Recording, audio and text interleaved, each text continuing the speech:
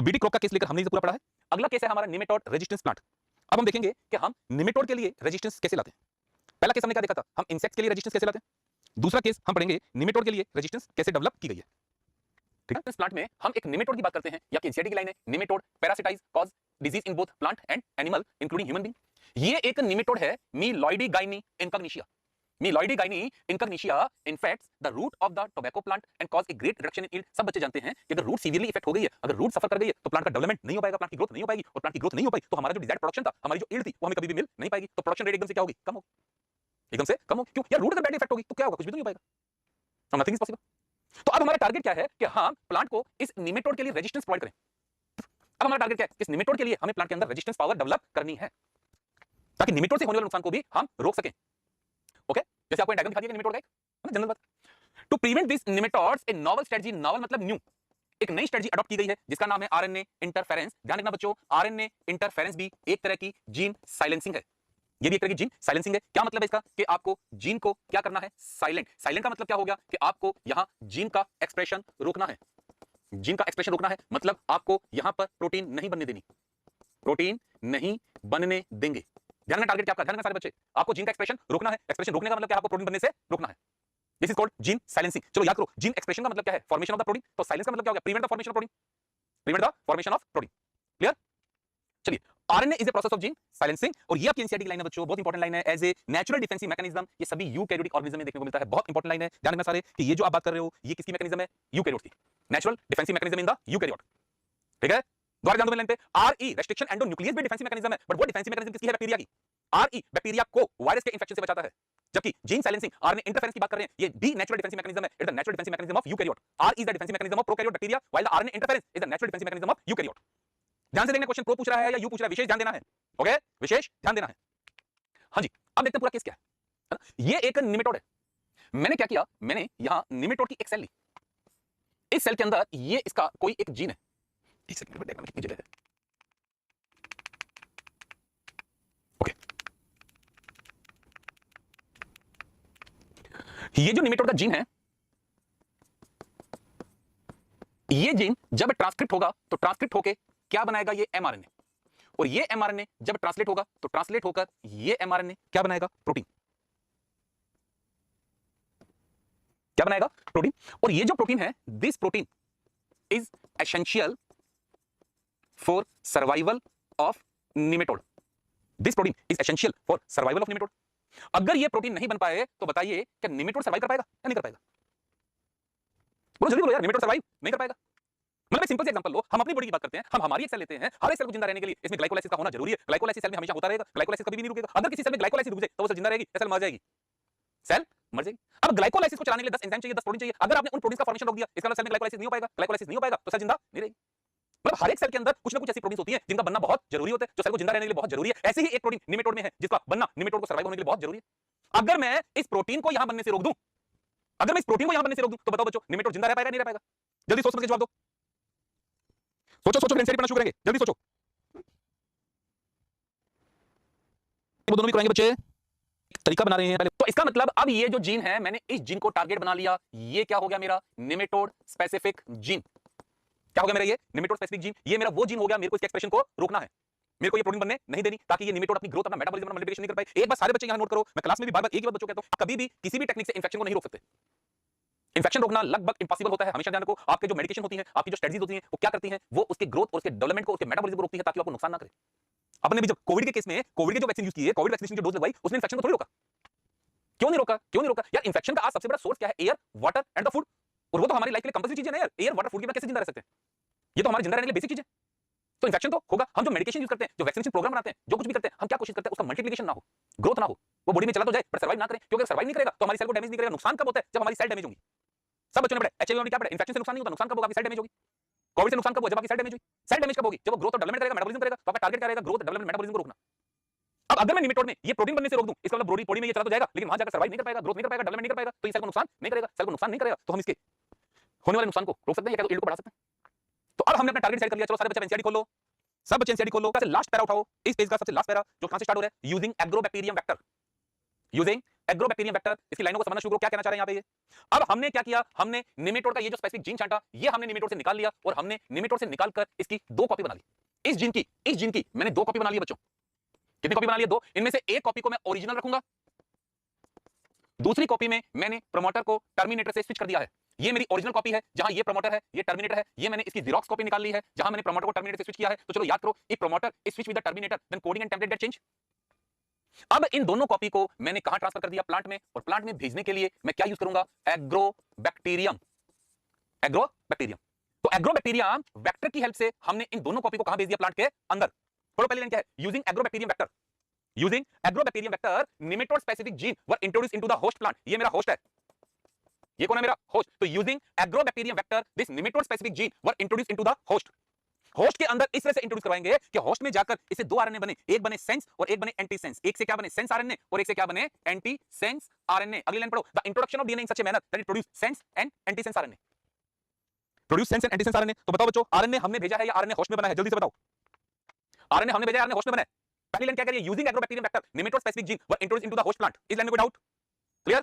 अगली लाइन में जाओ, introduction of DNA in such a manner that it produce both sense and anti sense RNA into the host. Into the host. Check करो, आपने RNA भेजा है या RNA host में बना है? आरएनए आपने नहीं भेजा, कहां बना? आरएनए होस्ट में बना है।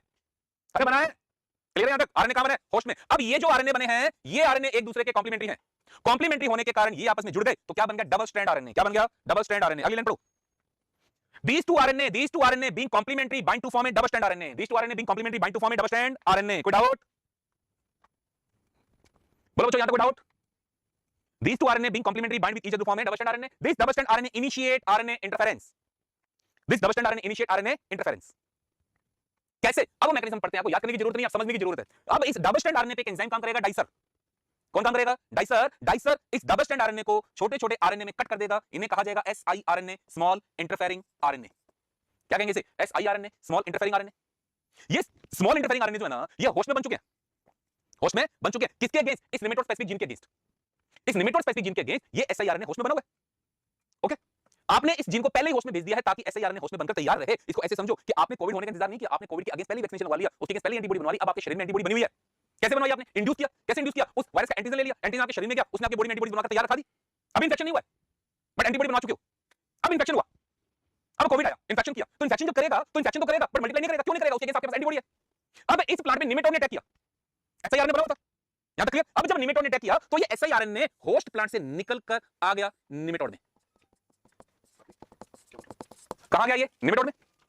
अब निमेटोड में आने के बाद निमेटोड में इस siRNA से कुछ प्रोटीन आकर जुड़ेगी, प्रोटीन आकर जुड़ेगी तो यहां एक कॉम्प्लेक्स बनेगा, इसका नाम होता है रिस्क। क्या नाम होता है? रिस्क। क्या नाम होता है? रिस्क। RISC, risk. याद नहीं करना बच्चों के, समझने के लिए केवल एक लाइन समझनी है बस। अभी उस एक लाइन को समझने सारी थ्योरी है। क्या नाम है? रिस्क। रिस्क का full form RNA inducing silencing complex. RNA inducing silencing complex लिख लीजिएगा। RNA inducing silencing complex. अब ये जो रिस्क है, रिस्क के अंदर ये जो आरएनए है, इसमें से एक स्ट्रैंड खत्म हो जाएगा और एक स्ट्रैंड बचेगा। एक स्ट्रैंड तो खत्म हो गया और एक स्ट्रैंड बचेगा। अब ये जो स्ट्रैंड यहां है, अब ध्यान दो सारे बच्चे, ये जो स्ट्रैंड यहां बना है, ये इस एमआरएनए का कॉम्प्लीमेंट्री है। ये जो स्ट्रैंड बचा है रिस्क के पास, ये जो आपको दिखाई दे रहा है, क्या काम करते हैं? इसका कलर बदल लेते हैं। अब ये जो रेड कलर में आपको मैंने स्ट्रैंड दिखाया, थोड़ा सा रेड कलर में आपको जो मैंने दिखाया है, ये रेड कलर का स्ट्रैंड इस एमआरएनए का कॉम्प्लीमेंट्री है। अरे आया समझ? ये स्ट्रैंड इस एमआरएनए का कॉम्प्लीमेंट्री है, तो क्या करेगा? अब ये स्ट्रैंड इस एमआरएनए को पहचान लेगा। क्या करेगा एमआरएनए को? बोलो। एमआरएनए को पहचान लेगा और पहचानने के बाद ये एमआरएनए से आकर जुड़ गया। क्या हुआ? एमआरएनए से आकर जुड़ गया। क्या हो गया? रिकॉग्निशन। क्या हो गया? रिकॉग्निशन। और पहचानने के बाद क्या करेगा? अब ये इस एमआरएनए को क्लीव कर देगा। क्या कर देगा? क्लीव, तोड़ देगा, फोड़ देगा। क्या करेगा? तोड़ेगा, फोड़ेगा। अगर तोड़ेगा, फोड़ेगा तो अब यहां पे प्रोटीन नहीं बनेगा, और अगर प्रोटीन नहीं बना इसका मतलब निमेटोड सर्वाइव नहीं करेगा। निमेटोड सर्वाइव नहीं करेगा। इस पूरी प्रोसेस को एनसीईआरटी ने एक लाइन में खत्म करके बच्चों आगे पढ़ो। This double strand RNA recognise the specific mRNA and prevent its translation. एक लाइन में खत्म है। This double strand RNA recognise this mRNA and prevent translation. एक लाइन को समझने के लिए ताम झाम है, तुम्हें केवल एक लाइन याद करनी है, ताम झाम याद नहीं करना, बस एक line. This double strand RNA recognise the specific mRNA of the nematode. This double strand RNA recognise specific mRNA of the nematode and prevent translation. Translation नहीं हुआ मतलब प्रोटीन नहीं बना, और ये प्रोटीन निमेटोड जिंदा रहने के लिए बहुत जरूरी था। प्रोटीन नहीं बना मतलब निमेटोड जिंदा नहीं रहेगा। जिंदा नहीं रहेगा तो सेल को डैमेज नहीं करेगा, डैमेज नहीं करेगा, इसका मतलब आपका प्लांट खराब नहीं होगा, आपकी इल्का प्रॉपर आएगा। Is it clear? एक सेल है, आज हमारी यूकैरियोटिक सेल के अंदर डाइसर है। क्या है? डाइसर। ये जो डाइसर है, ये डाइसर किसके अगेंस्ट काम करता है? डीएसआरएनए के अगेंस्ट। किसके अगेंस्ट काम करता है डीएसआरएनए? आज हमारी सेल में आरएनए डबल स्टैंड नहीं है, परंतु डाइसर है। अब डाइसर किसके अगेंस्ट काम करेगा? डीएसआरएनए। जब डीएसआरएनए है ही नहीं तो डाइसर वहां क्या करना? सिंपल सी बात करते हैं कि कोविड काल में हमने एंटीबॉडी टेस्ट करवाए। अब सोचो हमने एंटीबॉडी टेस्ट क्यों करवाया? हम ये चेक करना चाहते थे कि क्या हमारी बॉडी में वायरस का इंफेक्शन हो गया क्या? हो सकता है कि इंफेक्शन तो हो गया बट सिम्टम नहीं आया, वी शुड बी एसिम्प्टोमेटिक। ऐसा भी तो होना है कि कईयों में इंफेक्शन हो गया लेकिन सिम्टम नहीं है, तो क्या एसिम्प्टोमेटिक। अब उनको कैसे पता लगाएं? हमें पता कब लगता है? सिम्टम जब आते हैं। पर कुछ लोग ऐसे भी तो रहे जिनमें इंफेक्शन हुआ सिम्टम नहीं है, तो पता लगवाने के लिए उन्होंने क्या करवाया? Antibody test. और एंटीबॉडी टेस्ट बॉडी में मिल गए, एंटीबॉडी शरीर में थे, इसका मतलब यार इंफेक्शन तो हो गया, इंफेक्शन तो हो गया। अब इंफेक्शन हुआ कैसे पता लगा? एंटीजन मिला, एंटीबॉडी मिला। क्या मिला? एंटीबॉडी। क्या मिला? एंटीबॉडी। उससे क्या पता लगा एंटीजन आया था? तो वही केस यहां पे है कि हमारे पास डाइसर है, इसका हिंट क्या है कि कभी तो डीएसआरएनए आया होगा, आज नहीं है लेकिन कभी तो आया होगा। तो ये समझाना चाह रहे हैं कि डीएसआरएनए कहां से आया होगा, इस डीएसआरएनए का सोर्स क्या रहा होगा, इसका सोर्स क्या रहा होगा। तो यहां दो बातें की है, हो सकता है कि डीएसआरएनए किसी आरएनए वायरस से आया होगा, या हो सकता है ये ट्रांसपोजोन से आया होगा। ट्रांसपोजोन क्या होते हैं बच्चों? Transposon are the mobile genetic element. Transposon are the mobile genetic element. Mobile genetic element जो होते हैं उन्हें क्या कहते हैं? ट्रांसपोजोन। क्या कहते हैं? Transposons that are the mobile genetic element. तो ये लाइन एनसीईआरटी कह रही है the source of this complementary dsRNA could be the infection of a RNA virus और द ट्रांसपोजोन। कुड बी मतलब ऐसा हुआ होगा, हुआ था गारंटी नहीं है, हुआ होगा। क्या कह रहा है? ऐसा हुआ होगा। चलिए एप्लीकेशन मेडिसिन, मेडिकल फील्ड में हमारी पहली एप्लीकेशन है फॉर्मेशन ऑफ मेडिसिन।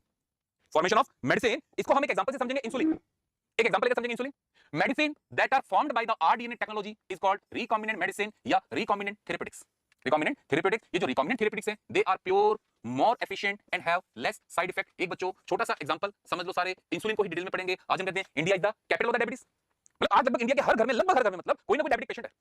हम जानते हैं कि आज बहुत बड़ी पॉपुलेशन डायबिटीज का शिकार हो चुकी है। तो जो डायबिटिक पेशेंट है वो जो इंसुलिन ले रहे हैं ना, वो सारी इंसुलिन हमने रिकॉम्बिनेंट डीएनए टेक्नोलॉजी से बनाई है, और ये उतनी ही इफेक्टिव है जितनी हमारे शरीर में बनने वाला नॉर्मल इंसुलिन है। तो क्या करिए लाइन कि जो ड्रग हमने रिकॉम्बिनेंट डीएनए टेक्नोलॉजी बनाई है उन्हें क्या कहा? रिकॉम्बिनेंट मेडिसिन या recombinant therapeutics that are pure, more efficient and have less side effect.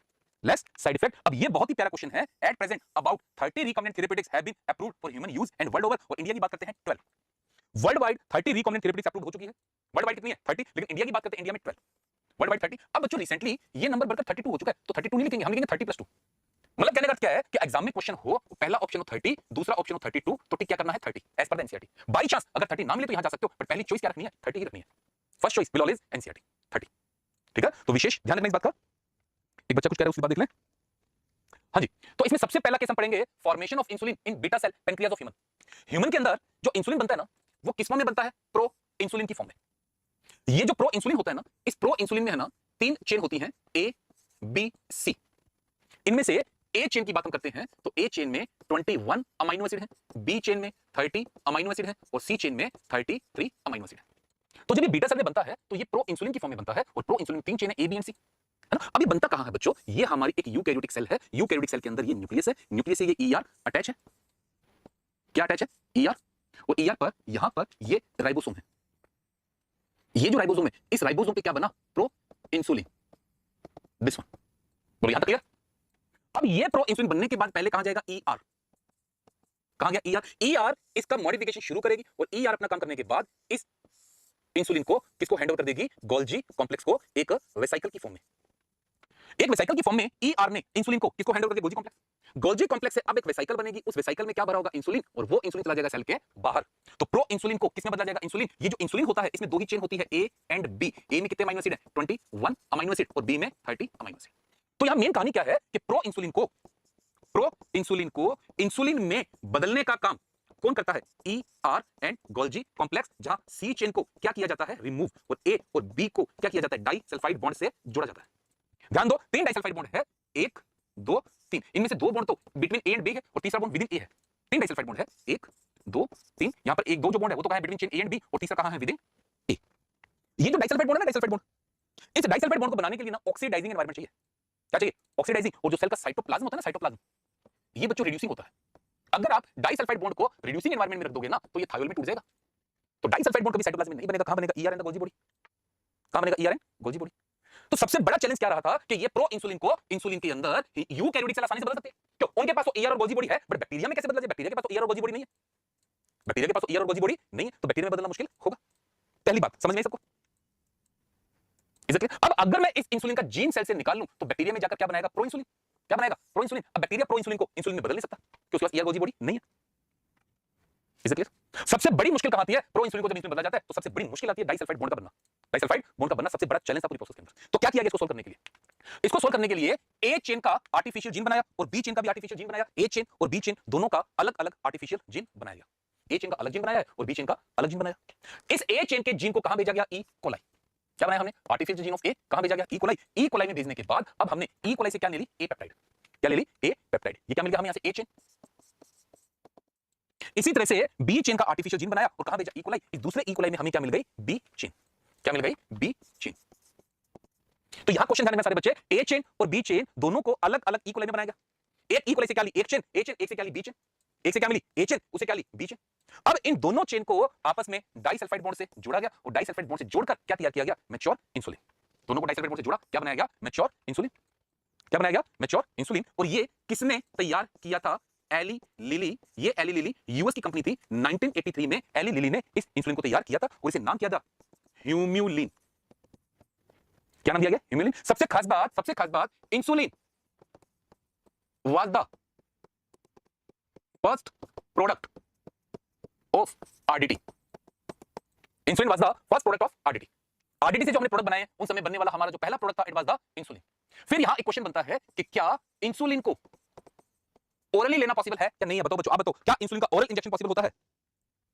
चलो बताओ, मैं वेट करूंगा आपका। इंसुलिन का ओरल इंजेक्शन पॉसिबल नहीं है। क्यों? अगर ओरली लेंगे तो कहां जाएगा? Digestion tract. कहां जाएगा? Digestion tract. और डाइजेशन ट्रैक्ट में चला गया तो इसका डाइजेशन हो जाएगा। अगर डाइजेशन हो गया तो किसी काम का नहीं रहेगा। तो इंसुलिन को क्या लिया जाता है? सबक्यूटेशियस। क्या लेंगे? सबक्यूटेशियस। खाने से आधे से पौने घंटे पहले इंसुलिन ले लो, क्योंकि वहां से इंसुलिन एब्जॉर्ब होकर ब्लड में आएगा, तो ब्लड में आते हैं तो उसे आधा पौना घंटा लग जाता है। तो घरों में क्या कहते हैं? कॉमनली याद करो, खाने से आधा पौना घंटा पहले इंसुलिन ले लिया जाता है। इंसुलिन ले लिया जाता है। क्यों? क्योंकि कारण क्या है? कारण क्या है कि ये आपका ब्लड है, ब्लड के कांटेक्ट में ये आपकी एक सेल है। क्या है? सेल। अब जैसे ही आप खाना खाएंगे, खाना खाते ही आपके ब्लड में ग्लूकोज का लेवल बढ़ेगा। ग्लूकोज का लेवल बढ़ जाएगा। अब ग्लूकोज जो है वो ब्लड से सेल में किसके थ्रू जाता है? ग्लूट। क्योंकि बायोमोलिक्यूल चैप्टर में। अब ये जो ग्लूट है, ग्लूट क्या काम करता है? ट्रांसपोर्टर का। ग्लूट क्या काम करता है? GLUT is the transporter. अब आपका ये जो ग्लूकोज है ये तो बच्चों वाटर सोल्यूबल है। क्या है? Glucose water soluble. तो लगाओ याद करो सारे बच्चे, वाटर सोल्यूबल लिपिड बाइलेयर को क्रॉस नहीं कर सकता। लिपिड बाइलेयर को क्रॉस करना है तो उसको ट्रांसपोर्टर चाहिए। अब इस ट्रांसपोर्टर पर कौन एक्ट करता है? इंसुलिन। अब समस्या क्या है कि जो डायबिटिक पेशेंट है जिनकी बॉडी में इंसुलिन नहीं बन पा रहा, तो यार उनके ब्लड से इंसुलिन कैसे सेल में जाएगा? ये सबसे बड़ी समस्या। अगर सेल में इंसुलिन नहीं गया तो सेल को इंसुलिन नहीं मिलेगा, सेल काम कैसे करेगी? अब इंसुलिन उनकी बॉडी में तो बन नहीं पा रहा, उनको कहां से देना पड़ रहा है? बाहर से देना पड़ रहा है।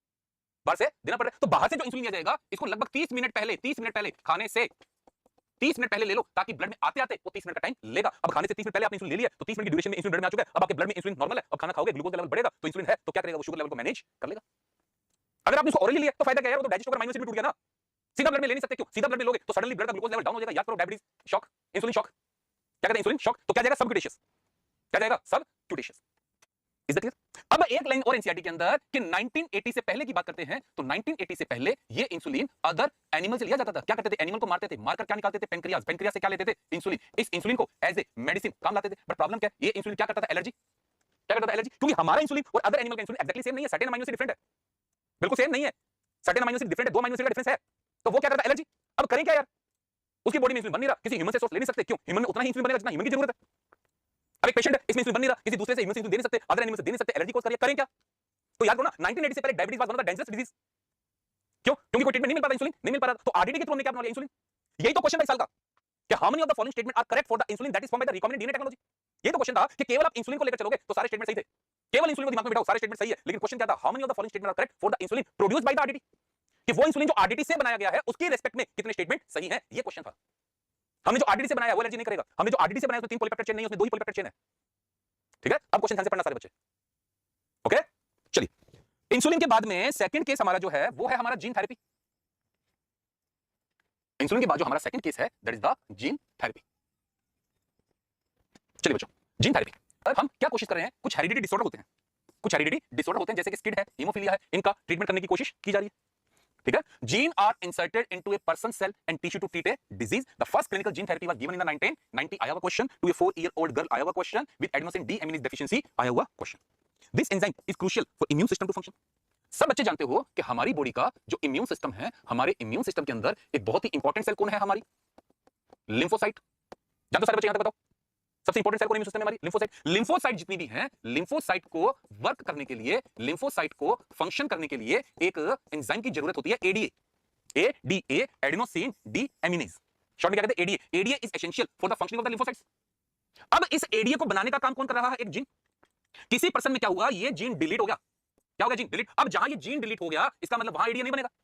अगर एडीए नहीं बनेगा तो इसका मतलब उसकी लिम्फोसाइट्स वर्क नहीं करेगी। अगर लिम्फोसाइट्स वर्क नहीं करेगी तो इम्यून सिस्टम प्रॉपर्ली वर्क नहीं कर पाएगा। तो जिसने इम्यून सिस्टम प्रॉपर्ली वर्क नहीं कर पाया, उसे क्या कहा गया? Skid, severe combined immuno deficiency. Immuno deficiency, immune system deficient हो गया है, इम्यून सिस्टम प्रॉपर्ली काम नहीं कर पा रहा है। अगर इम्यून सिस्टम प्रॉपर्ली काम नहीं कर पा रहा, इसका मतलब उसके अंदर इंफेक्शन के, उसके आने के चांस बहुत ज्यादा है, उसको डिजीज होने के चांस बहुत ज्यादा है। क्यों? क्योंकि इम्यून सिस्टम सप्रेस हो गया, क्या तो फंक्शन नहीं कर पा रहा है। क्यों नहीं फंक्शन कर पा रहा है? क्योंकि उसमें लिम्फोसाइट तो है लेकिन एडीए नहीं बन पा रहा। क्यों? एडीए को बनाने वाला जीन डिलीट हो गया।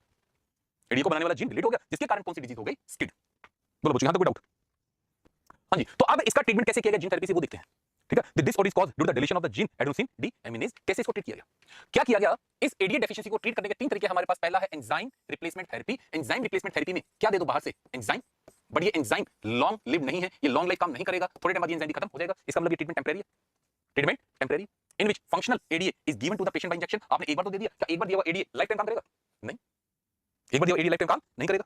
दूसरी बात करते हैं बोन मैरो ट्रांसप्लांटेशन। आपने क्या किया? बोन मैरो को ट्रांसप्लांट किया। अब थोड़ा सा बच्चा और विचार करो कि जब ऑर्गन ट्रांसप्लांट होता है उनकी भी एक एज होती है, एक पर्टिकुलर एज होती है, बॉडी में जो ट्रांसप्लांट करते हैं उनकी एज होती है। एज के बाद में हो सकता है वो भी काम करना बंद कर दे, फिर हो सकता है बॉडी को रिजेक्ट कर दे, बॉडी को रिजेक्ट कर दे। और तीसरा क्या है? जीन थेरेपी, जहां क्या देंगे? हम डायरेक्ट जीन देंगे। तो एनसीईआरटी बोलती है कि स्किड के हमारे पास तीन तरह के ट्रीटमेंट है, या तो एंजाइम दो, या बोन मैरो ट्रांसप्लांट कराओ, या फिर जीन दे दो। सबसे खास बात क्या है बच्चों कि तीनों ही ट्रीटमेंट टेम्परेरी है, इनमें से कोई भी परमानेंट नहीं है। जीन थेरेपी परमानेंट हो सकती है बट अभी तक है नहीं, फ्यूचर प्रोजेक्शन है। फ्यूचर प्रोजेक्शन है कि जीन थेरेपी से हम परमानेंट ट्रीटमेंट कर सकते हैं, बट अभी तक हम ऐसा कर नहीं पाए। कर सकते हैं और कर पाए, दोनों बातें बिल्कुल अलग है। अभी तक हम किसी भी जेनेटिक डिसऑर्डर को परमानेंटली रिमूव नहीं कर पाए। मेडिकल साइंस केवल उस पेशेंट को जीने का एक हक दे रही है, राइट दे रही है, हेल्दी लाइफ जीने के लायक बना रही है, बट उसके डिसऑर्डर को परमानेंटली रिमूव नहीं कर पाए। ध्यान रखो, अभी तक किसी भी डिसऑर्डर को हम जेनेटिक इंजीनियरिंग से परमानेंटली रिमूव नहीं कर पाए ह्यूमन के अंदर। जिसको भी डिसऑर्डर है उसको जीने का हक दिया जा रहा है, हेल्दी लाइफ जी सकता है, बट उसको अपनी केयर भी करनी है। अभी अपने डायबिटीज की बात की, जिसके शरीर में इंसुलिन नहीं बन रहा है, उसको हम जीने लायक बना सकते हैं, जो बात इंसुलिन दे रहे हैं, लेकिन उसको टाइमली वो इंसुलिन यूज करना है। अगर उसने केयरलेस रखा, अगर उसने इंसुलिन नहीं लिया, तो हेल्दी लाइफ नहीं जी पाएगा। तो मेडिकल साइंस हेल्दी लाइफ जीने का मौका दे रही है, परमानेंटली रिमूव नहीं कर पा रही है। ऑर्गन ट्रांसप्लांट किसी के अंदर, पेसमेकर ट्रांसप्लांट किया, उसको अपना ध्यान रखना, टाइम टू टाइम चेक करना है। वो एक रफ एंड रैंडम लाइफ नहीं जी पा रहा है, केयर करनी पड़ेगी, उसको मैनेज करना पड़ेगा अपने को, तभी हेल्दी लाइफ जी पाएगा, वरना हेल्दी लाइफ नहीं जी पाएगा। ध्यान रखो बीच में। हाँ जी, तो क्या किया हमने जीन थेरेपी के अंदर? सबसे पहले हमने जिस पेशेंट को स्किड है, जिसके अंदर एडी की डेफिशिएंसी है, उससे हमने क्या निकाली? लिम्फोसाइट। क्या किया हमने? उसकी बॉडी से लिम्फोसाइट को निकाल लिया। बॉडी से हमने लिम्फोसाइट को आइसोलेट किया। आइसोलेट करने के बाद हमने इस लिम्फोसाइट के अंदर एडीए का सीडीएनए, एडीए का सीडीएनए हमने इस लिम्फोसाइट में इंसर्ट किया। और वेक्टर कौन सा काम आएगा? रेट्रोवायरस। यहां से क्वेश्चन आता है बच्चों कि ये जो हमने शरीर से लिम्फोसाइट निकाली थी, इस लिम्फोसाइट के अंदर हमने एडीए का सीडीएनए भेज दिया है। एडीए का सीडीएनए भेजने के लिए हमने क्या यूज किया? रेट्रोवायरस। चलो पिछली क्लास याद करो, अगर आपको प्लांट में भेजना है तो एग्रो बैक्टीरियम, और एनिमल में भेजना है तो रेट्रोवायरस। प्लांट में भेजना है एग्रो बैक्टीरियम, एनिमल में भेजना है रेट्रोवायरस। याद है सब बच्चों को? हर साल इनमें से क्वेश्चन आएगा, प्लांट के लिए एग्रो बैक्टीरियम, एनिमल के लिए रेट्रोवायरस। Any doubt? अब हमने क्या किया? जीन भेजने के बाद अब हमने यहां से रिकॉम्बिनेंट सेल का सिलेक्शन कर लिया। हमने उन सेल को रिकॉग्नाइज कर लिया जिनके पास ये जीन आया है, जहां पर इस जीन का एक्सप्रेशन हो रहा है। एक्सप्रेशन होने से जिसके अंदर एडीए बन रहा है, हमने उन सेल्स का रिकॉग्निशन कर लिया। Selection of the recombinant cell, हमने वो सेल पहचान ली जिनके पास वो जीन है, जिनमें एक्सप्रेशन हो रहा है, जिनमें एडीए बन रहा है। कल मैंने क्या कहा था याद करो कि केवल जीन को भेज देना, सिलेक्शन जीन को भेज देना, एक्सप्रेशन की गारंटी नहीं है। हमें जीन नहीं चाहिए, हमें रिकॉम्बिनेंट सेल नहीं चाहिए, हमें तो वो प्रोटीन चाहिए। अरे हम क्या करेंगे? जीन भेज के, जीन भेज दिया, एडीए बने नहीं, हम कैसे चाटा लें यार? हमारे किसी काम का नहीं है। हमें तो कौन सी सेल काम लानी है? जिसके अंदर एडीए बन रहा है। क्यों? लिम्फोसाइट को जीन नहीं चाहिए, लिम्फोसाइट को एडीए चाहिए, लिम्फोसाइट को तो एडीए चाहिए। अगर एडीए नहीं बना तो समस्या वहीं की वहीं रहेगी। तो उनमें से उन सेल का सिलेक्शन कर लो जिनके अंदर एडीए बन रहा है। और एक बार उन सेल का सिलेक्शन कर लिया, जनरली मॉडिफाइड सेल का सिलेक्शन किया, तो अब क्या कर लो? इसको कल्चर क्या करवा लिया? कल्चर। कल्चर करवा के हमने सेल का नंबर बढ़ा दिया। और अब इस सेल की एक बूस्टर डोज हमने किसको दे दी? पेशेंट को।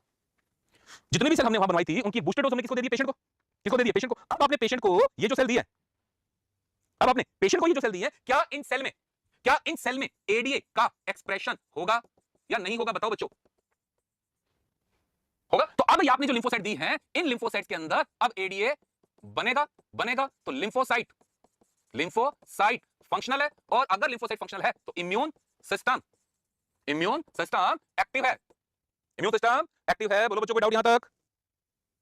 तो अब आपने जो सेल बॉडी को दे दी ना, अब वहां पे एडीए बन गया। एडीए बन गया तो इम्यून सिस्टम आपका एक्टिव हो गया। अब एक्टिव हो गया तो बॉडी के अंदर रोगों से लड़ने की क्षमता है।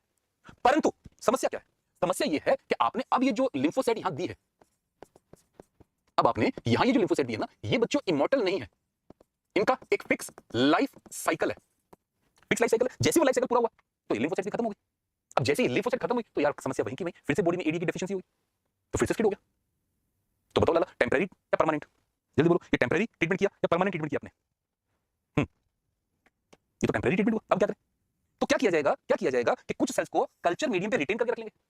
कुछ सेल्स को हमने क्या कल्चर मीडियम पे रिटेन कर लिया, लेकिन हाँ भी रामलाल, जब भी रामलाल आया, रामलाल को एक इंजेक्शन और लगा दिया, फिर थोड़ी देर बाद रामलाल आएगा, फिर एक इंजेक्शन और लगा दिया। मतलब पीरियडिकली हमें उसको वो डोज देनी पड़ेगी, पीरियडिकली वो डोज देनी पड़ेगी, क्योंकि आपने जो सेल्स दी वो इमॉर्टल तो नहीं है। तो ऑब्वियसली टेम्परेरी ट्रीटमेंट है।